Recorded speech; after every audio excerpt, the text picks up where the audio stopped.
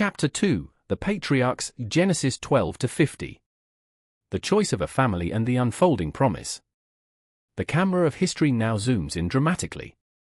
From the scattered, diverse nations of Babel, God selects one man to restart the journey of salvation, Abram.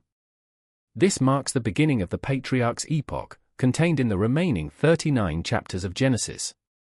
It is a pivotal transition in salvation history, as God moves from dealing with humanity in general to focusing on a specific family line through which he will bless all nations. The defining moment of this age is the call of Abram from Ur of the Chaldeans. Ur was a sophisticated, prosperous city in ancient Mesopotamia, known for its advanced culture and idol worship.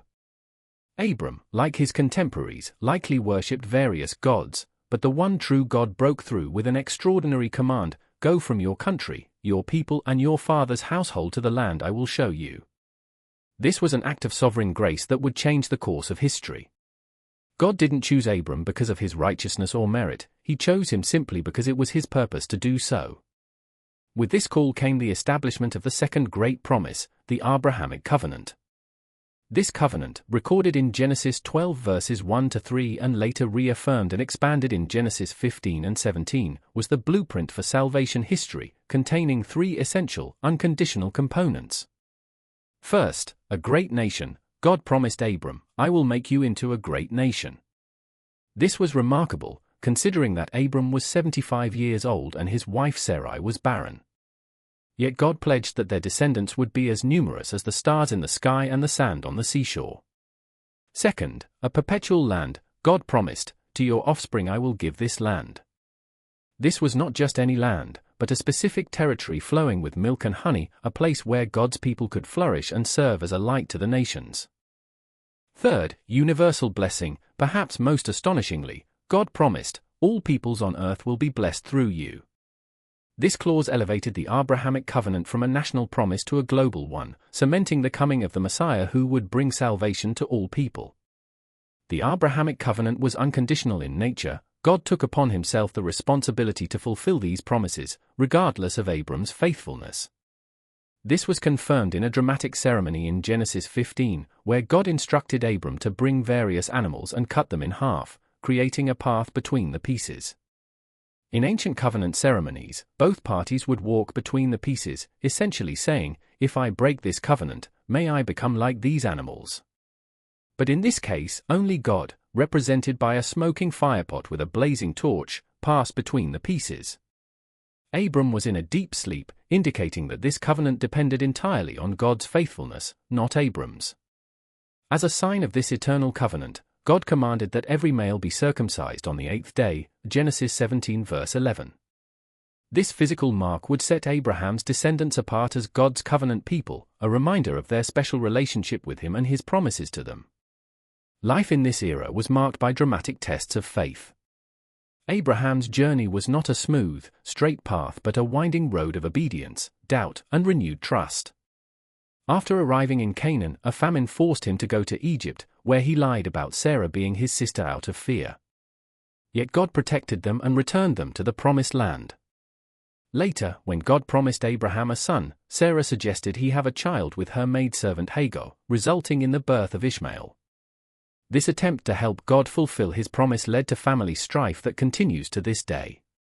The most severe test of Abraham's faith came years later, when God commanded him, "Take your son, your only son, whom you love, Isaac, and go to the region of Moriah.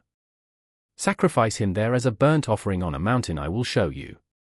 This was the offering of Isaac on Mount Moriah, Genesis 22, a climactic and terrifying test of Abraham's obedience. How could God ask Abraham to sacrifice the very son through whom the covenant promises were to be fulfilled? Yet Abraham, having learned to trust God through years of relationship, obeyed without question. He rose early the next morning, prepared for the 3-day journey to Moriah, and arranged the wood for the burnt offering.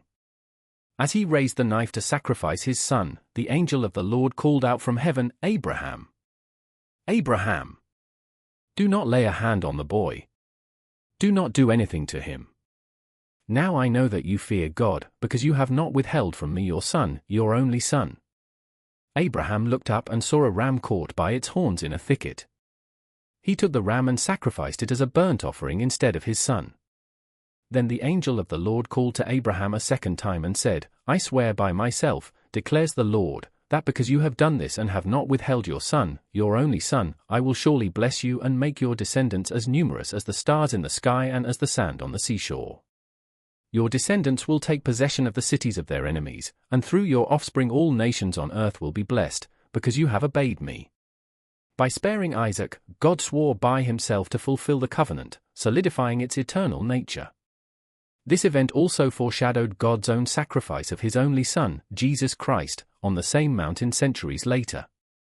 The covenant promise was then carried by Isaac, who married Rebekah after Abraham's servant prayed for God's guidance and found her at a well. Isaac's life was quieter than his father's, marked by faithfulness through famine and conflict with neighboring peoples. He became the heir of the promise not through great deeds but through faithful continuity. The promise then passed to Isaac and Rebekah's son Jacob. Jacob's life was a narrative of struggle and transformation from the beginning. He was born grasping his twin brother Esau's heel, and he later manipulated Esau into selling his birthright for a bowl of stew. With his mother's help, Jacob deceived his blind father Isaac into giving him the blessing meant for the firstborn. As a result, he had to flee from Esau's wrath to his uncle Laban's household. There, Jacob experienced a taste of his own medicine. Laban deceived him into marrying Leah before Rachel, the woman he loved. Jacob worked 14 years for the women he loved and 6 more years for his flocks, all while Laban repeatedly changed his wages. Yet through it all, God blessed Jacob, and his flocks and herds increased greatly. The pivotal moment in Jacob's spiritual journey came as he prepared to return home and face Esau. Fearful of his brother's vengeance, Jacob sent his family and possessions across the Jabbok River, and he was left alone. That night, a mysterious man wrestled with him until daybreak.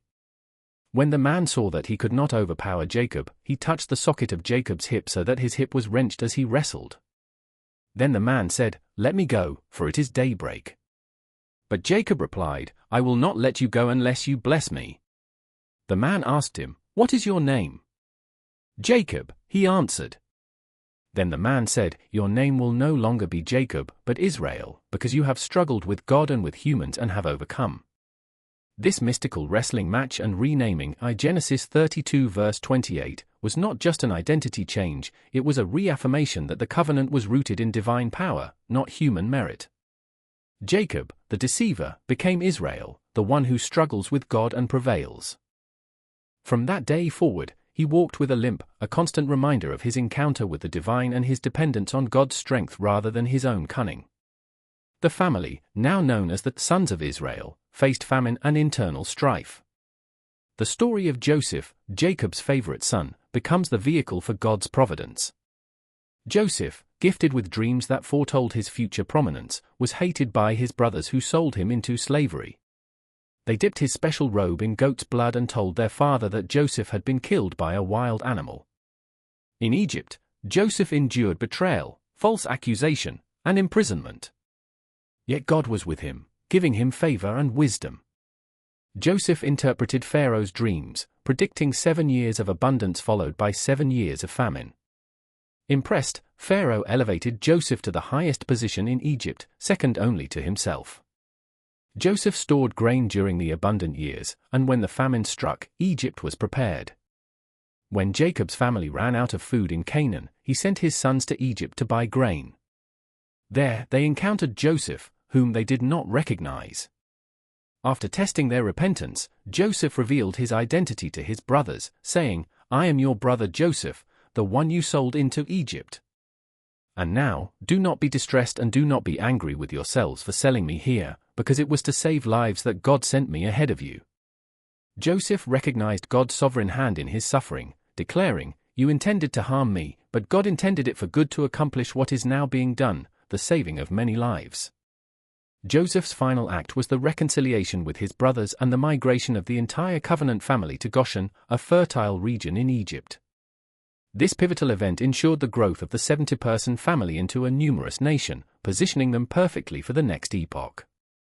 As Genesis closes, Joseph makes the Israelites promise to carry his bones back to the promised land when God would lead them out of Egypt, a testament to his faith in God's covenant promises.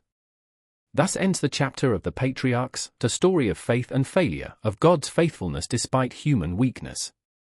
Through Abraham, Isaac, and Jacob, God established a covenant family that would become the bearer of his redemptive plan. The promises were made, the covenant was established, and the stage was set for the next dramatic act in salvation history.